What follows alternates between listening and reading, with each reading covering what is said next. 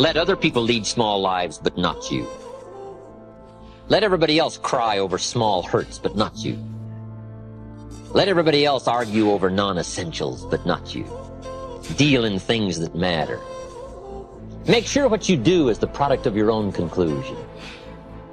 Take advice, but not orders.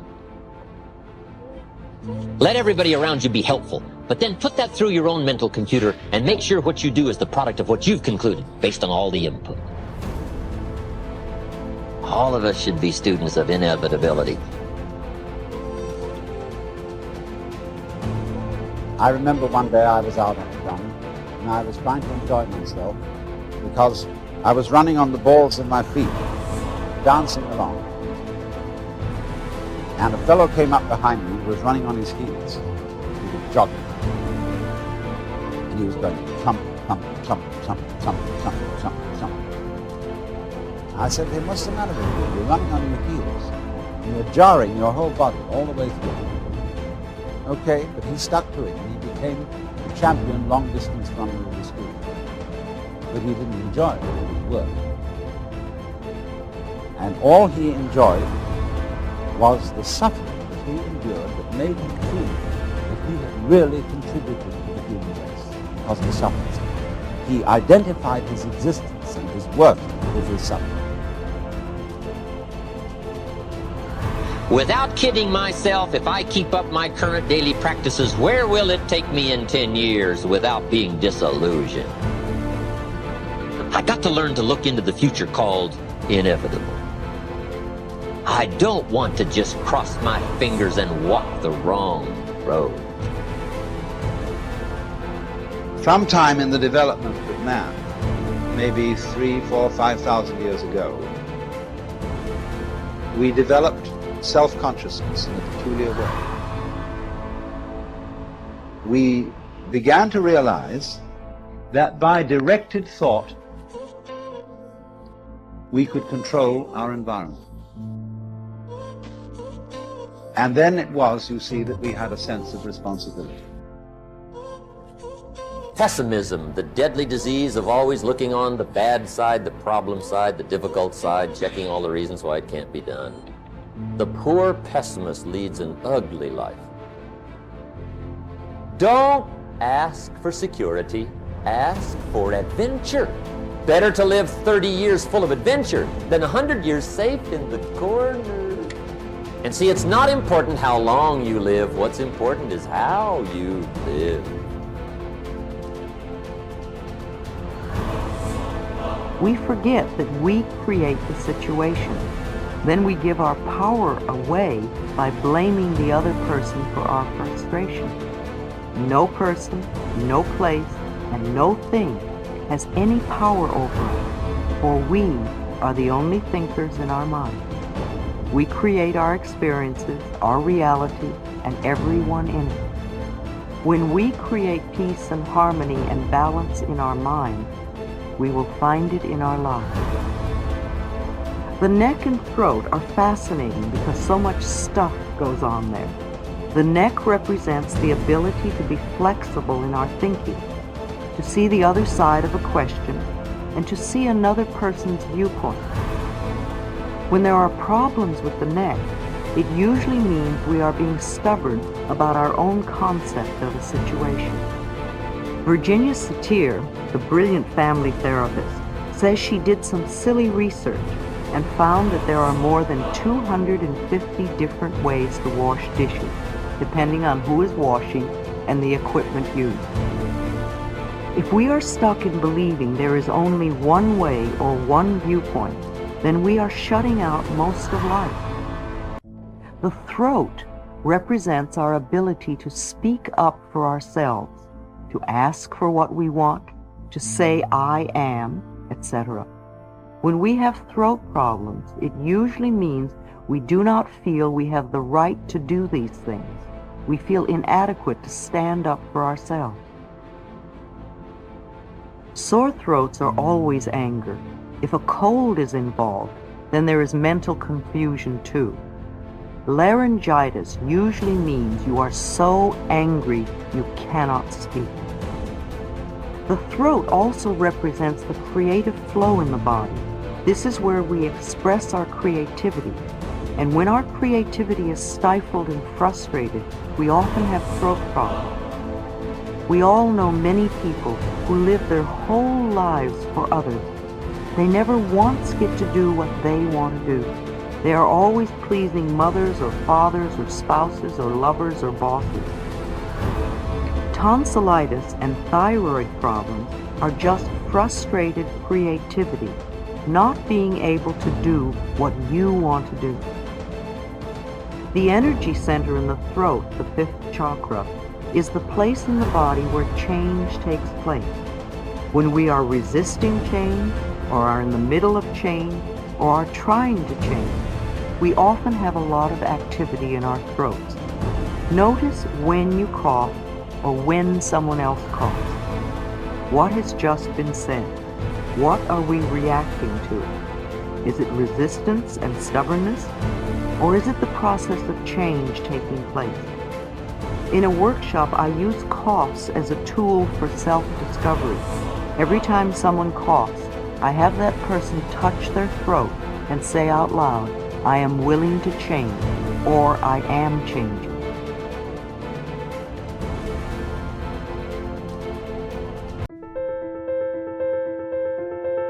I want you to ponder these questions. What are you becoming? The big question is not what am I getting paid here? The big question is what am I becoming? Because true happiness is not contained in what you get. Happiness is contained in what you become. Are we living the lives we want to live, or are we living stereotyped lives based on phony values? Usually they're a combination of both, a kind of compromise which says surely other people must have some idea of what constitutes the good life. After all, there are so many of them. But when we look closer, we see that they're living shadow lives, as Mumford calls them. In competition, ice skating, you've seen a couple match each other's movements almost perfectly. It's called shadow skating, I believe. They try to match each other's movements so perfectly that each might be the other's shadow. You know, everybody has a different temperament and personality, and it's something that has to be developed, over a period of time. If you're too shy, you should really learn to push that into a small corner and speak up more. If you're a little too loud, maybe you should, calm down just a little bit. But we shouldn't try to just radically become someone else. But that's what sophistication and civilization is supposed to do, is to make us civil.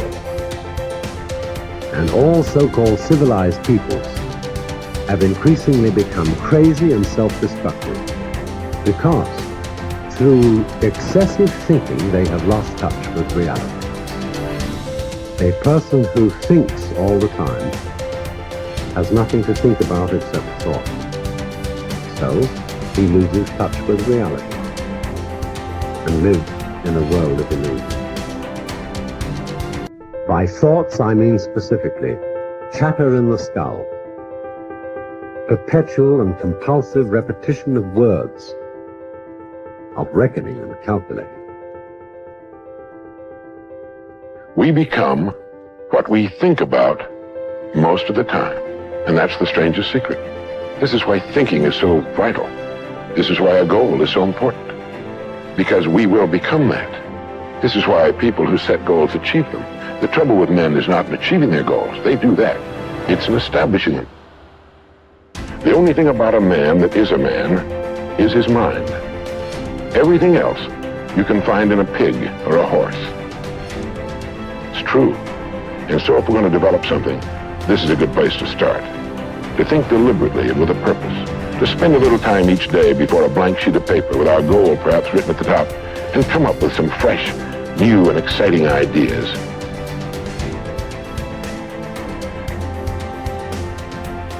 How to get the results you want. The principal reasons for failure are lack of confidence and too much effort. Many people block answers to their prayers by failing to fully comprehend the workings of their subconscious mind. When you know how your mind functions, you gain a measure of confidence. You must remember, whenever your subconscious mind accepts an idea, it immediately begins to execute it. It uses all its mighty resources to that end and mobilizes all the mental and spiritual laws of your deeper mind. This law is true for good or bad ideas. Consequently, if you use it negatively, it brings trouble, failure, and confusion. When you use it constructively, it brings guidance, freedom, and peace of mind.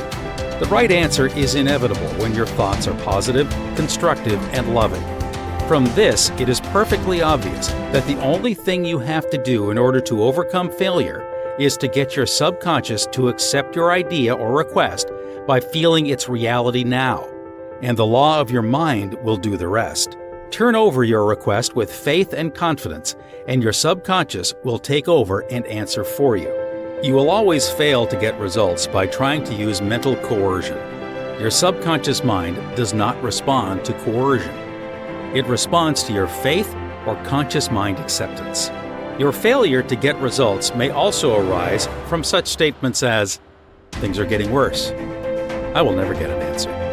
I see no way out. It is hopeless. I don't know what to do. I'm all mixed up." When you use such statements, you get no response or cooperation from your subconscious mind. Like a soldier marking time, you neither go forward nor backward.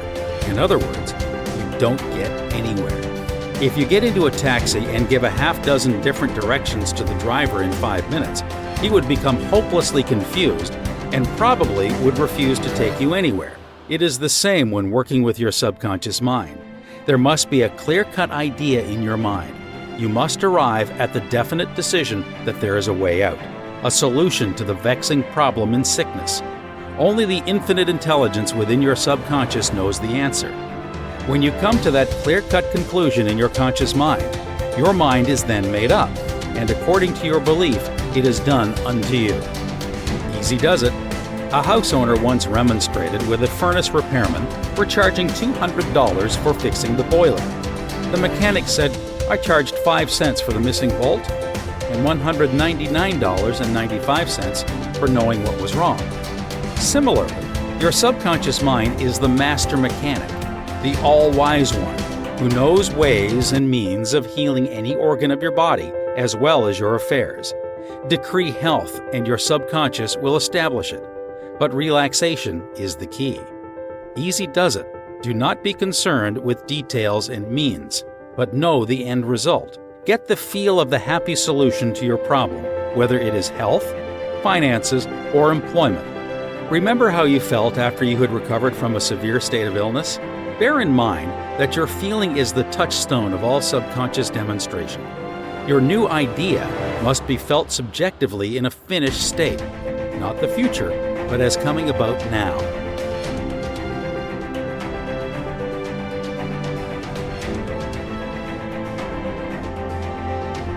How are you programming your mind this week? What are you reading? Who are you listening to? Let me know in the comment section of this video. How are you programming your mind? Are you making it intentional? Let me know. I ask this question because a lot of people are not intentional with how they are programming their mind. This is where a resource like Mind Valley University comes into play. You can take countless courses and they are all for helping you expand in whatever region you want. Mind Valley also has a 15-day trial. 15-day trial. So if you don't like Mind Valley, after 15 days, you get your money back. So you could just dive into Mind Valley, see what it offers, do whatever courses that you want to do. And, if you don't like it, get your money back. I'm pretty sure they're going to have you hooked. So if you're interested, again, in Mind Valley, I encourage you to check it out. Link is in the description. With my link, you get 50% off. If you don't use my link and you just go there, you're going to be paying full price. So again, make sure you check it out and come back to check me out so we can talk about it more. And remember to program your own mind. Peace. If you don't know what you don't want, you can't know what you do want. Contrast is what causes you to focus the more into becoming. That's what creation is. It's focus. Because creation happens with thought. We know you think it happens with your action because you move things around and you get stuff done. But the creation, the true creation, is happening through your thought in conjunction with your source energy. You cannot change conditions or circumstance. You don't have to let them control you. We can't control what's going on outside, but we can control what's going on inside.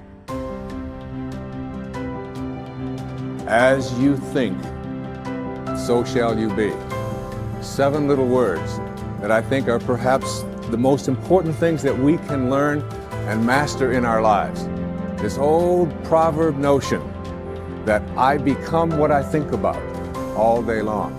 And once you know that what you think about is what expands, you start getting real careful about what you think about. You don't allow your thoughts to be on anything that you don't want or that you wouldn't want to have manifest or show up for you in your life. So whatever you wish to do, you must bring yourself to a moment of joy and clarity within yourself. At that moment, what you decide, even if you die, you must go by that. Whenever your emotions go up and down, your mind says many things. That's not important. In the moment of clarity, when I'm saying joy, because when you're happy, you're not compulsive. When you're very happy and clear, at that time, if you look at things and see, yes, this is what is more sensible for me, just do that. It doesn't matter if it feels like hell, because that's where your well-being is.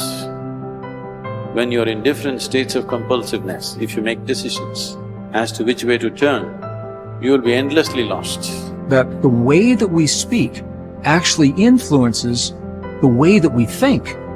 But perhaps even more importantly, number 2, he said the way that we speak influences what we think. That our thoughts, what we are capable of thinking, are actually linked to the way our neurons are being wired.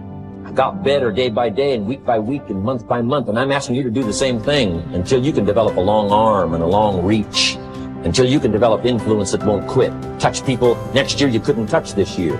Touch people now you couldn't touch before. Conduct a meeting now you couldn't conduct before. Heart and soul now mixed in there that wasn't there, missing before. I'm asking all of you to get better in spite of the winters, in spite of the downturn. The money downturn, the social downturn, the personal downturn, whatever it is. Just get stronger. Get better. The key is not to wish for a better winter. The key is to wish for more strength, more wisdom, more courage, get better, get wiser, get stronger.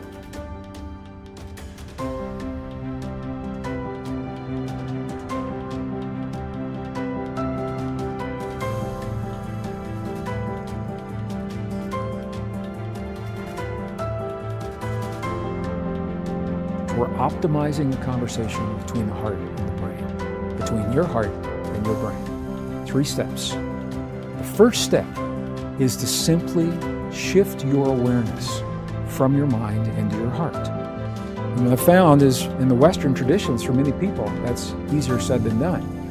I'll ask people, are you in your heart? And they'll say, yep, I'm in my heart. But what they are really doing is they're still in their brain thinking about what it would be like if they're in their heart. This is where the indigenous traditions come in. Our ancestors told us, and when I spend time with my indigenous friends, I say, how do you guys do this? And they say it helps if you can gently touch your heart center, physically, in a way that's comfortable for you. In the Mayan traditions, you see an open palm right on the heart. In many of the Middle Eastern traditions, you see the same thing. In the Buddhist traditions, you see a prayer mudra that physically touches the sternum. The key is, any of those things creates a gentle touch, a physical sensation right over the heart center, and your awareness will always go to the place where you feel the sensation. That's the key. So if you can create a touch over your heart, your awareness will go there. First step. Second step, very simple. Slow your breathing a little bit slower than typical, maybe 5 seconds inhale, 5 seconds exhale. And here's why that's powerful. Because the only time you would ever slow your breathing and breathe in that way is when you feel safe. When you feel that you're in a place that's safe and you're not threatened and you're not vigilant of your surroundings. So you're telling your body you're in a place that's safe. Slow your breathing. Third step, and this is the key, is to begin to feel the feeling that creates 0.1 hertz. Feel the feeling that sets up the coherence between your heart and your brain. How do you do that? I gave it away earlier, I've already mentioned it. Scientists have found, at the Institute of Heart Math, their researchers have found that there are 4 key words that work almost 100% of the time for everyone. Appreciation for anything or anyone. Gratitude for anything or anyone. Care and compassion. If you can feel one or some combination of those feelings in your heart while you're breathing as if your breath is coming from your heart, touching your heart center, now you're setting up this communication between the heart and the brain. Now you are triggering those neurons to begin to reach out and find other neurons to strengthen this connection. And that's why I mentioned before, it takes about 72 hours, 3 days to build these networks. So that means the more you do what we're about to do right now, the stronger this connection becomes in your life. Why you think more people aren't happy, and what could one do to just begin the journey of loving, living, and mattering more and being happier? I think let's begin with most people don't know what happiness is or where they get it. So I'll tell you what happiness is. Like the human desire and striving is we want a sense of aliveness. So you need to do more things that make you alive, make you a vibrant, authentic, expressive, make you sense. For some people, it's adventure. They go mountain biking. It's like, wow, that just brought me back to life. You know, some people it's hanging out with great friends. Some people it's doing their passion. Some people it's, just honestly feeling and sensing the moment and meditating. Another thing that everyone wants is connection. Most people today lack the depth of happiness because most people lack a connection with other people. They are surface level relationships. You can't be really happy long-term with surface level relationships. So you got to find out, how do I connect more deeply? And it can be simple things like you talked about. You know, with the kids, maybe less than the texting, call them. Have that moment of connection. It's nothing crazy. That's what you're striving for. You want happiness with your kids. You're going to call them. You're going to connect with them. So think about connection relationships, a level of depth. Then we want meaningful pursuits.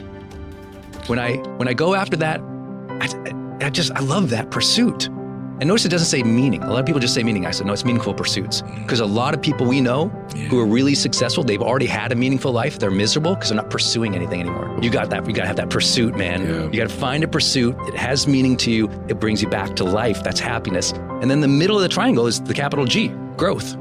If you don't have aliveness, you don't have connection, you don't have meaningful pursuits, and you don't have growth, you're miserable. We can bank on it. We can guarantee it. The research will reveal it every single time. But if we can get you a little bit more alive, a little bit more connected, a little bit more meaningful pursuits, and a little bit more growth, those like little bit in each of those, it's like a thunderous shift in your life. You're just like, whoa, little bits in those. But there's an access point. Why aren't most people happy? Let's say they did all those things. Still not happy? And they're just not here. Presence is the gateway to happiness. If I can't get you present, to feel it, to sense it, can't change. What most people want in real, like what they really want, all the people I work with, maybe the people you work with, what they really want, they'll never say it, and almost of them never know it. What almost every human being wants is they want to feel the day more. They got all these activities, they're blazing through. Get the kids to school, get this off to there, get that done, answer that email, get this project done. And even if they're moving towards things they find meaningful and they're awesome, but if they don't feel it, if they're literally not present, they're not mindful enough to sense it, to appreciate it, to feel grateful, to feel the joy, to feel the ups, to feel the downs, to feel the miseries, to feel the wins. If you aren't feeling the day, you're just blazing through as an automaton. You're just blazing through the days, on autopilot. You're just like overwhelmed, stressed, going through it, but you don't feel the day. I can't get you to be happy. So the gateway to all of happiness is always presence. Learn to be more present in the moment. Feel the moment, even the bad ones. You got to feel the day more so that when you get on your knees at night to pray, you felt the day. Dear God, thank you. I felt this day. I felt those lessons you gave me. I felt those gifts you gave me. Thank you for that connection. See, when you talk to God, if you don't feel, there's not a relationship there. God wants you to feel. It's a unique thing he gave us, not just the emotional reaction of an animal, but the ability to deeply appreciate feeling. Very human. So we got to tap people back in the present to deeply appreciate the moments, the feelings, the events of life again. And I think that's why I'm so happy. It's like I feel so much. Most people are so scared of that. I'm like, I love it. It makes me feel alive, right? How do you sense more aliveness? You got to feel the day, feel the moment.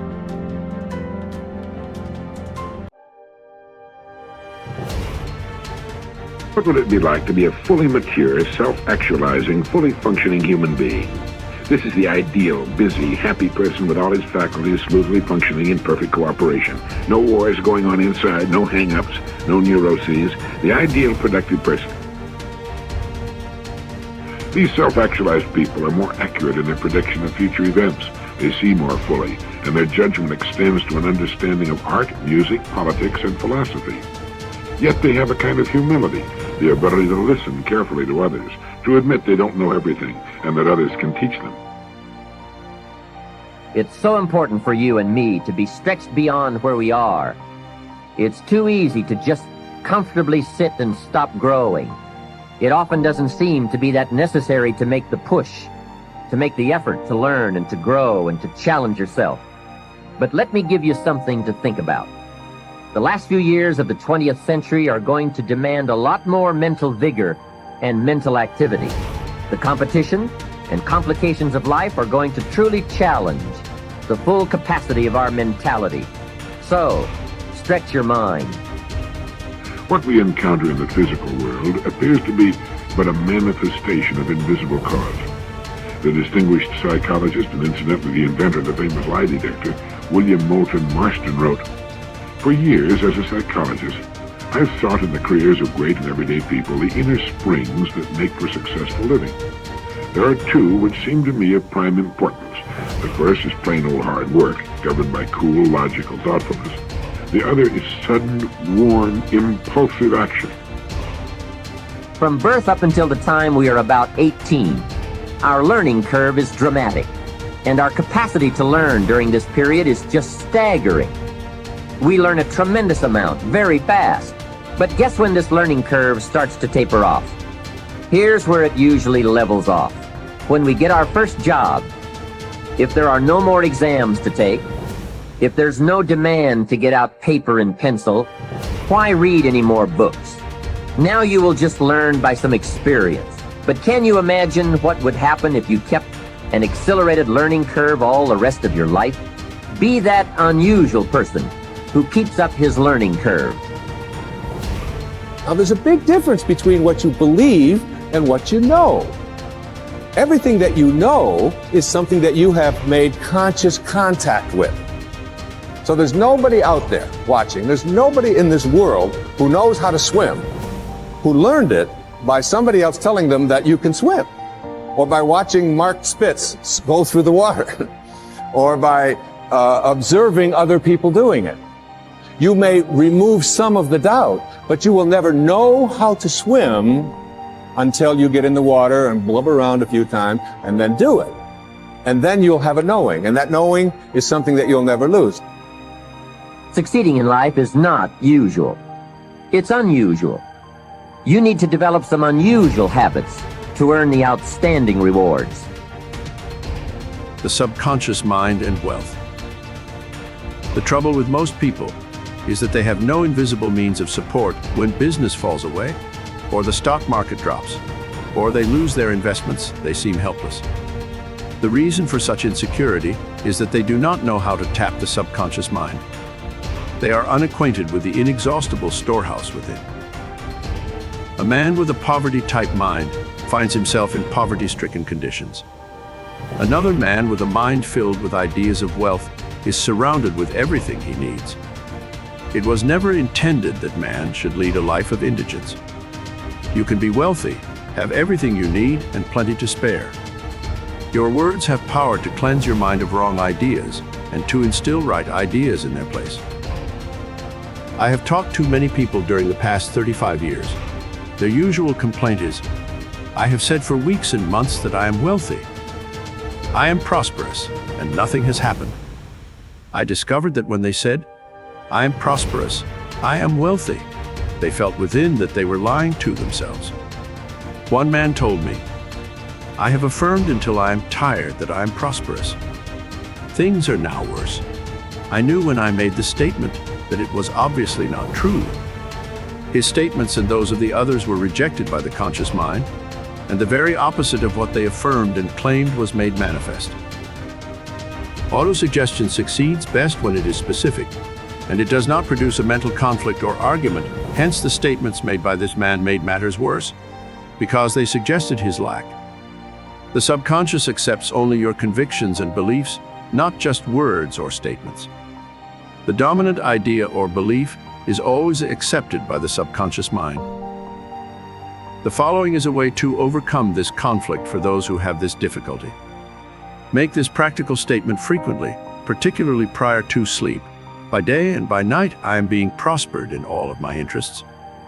This will not arouse any argument, because it does not contradict the subconscious mind's impression of financial lack. I suggested to one businessman whose sales were very low, and he was greatly worried, that he sit down in his office, get quiet, and repeat this statement over and over again. My sales are improving every day. I am advancing, progressing, and getting wealthier every day. This statement engaged the cooperation of the conscious and subconscious mind. Results followed. The above is a very simple, unique way of impressing the subconscious mind with the idea of wealth. Perhaps you are saying as you read this chapter, I need wealth and success. This is what you do. Repeat for about 5 minutes to yourself, 3 or 4 times a day. Wealth, success.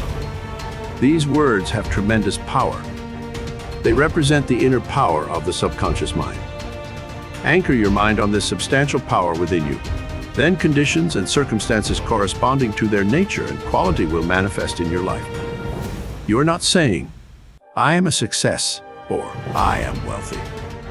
You are dwelling on real powers within you.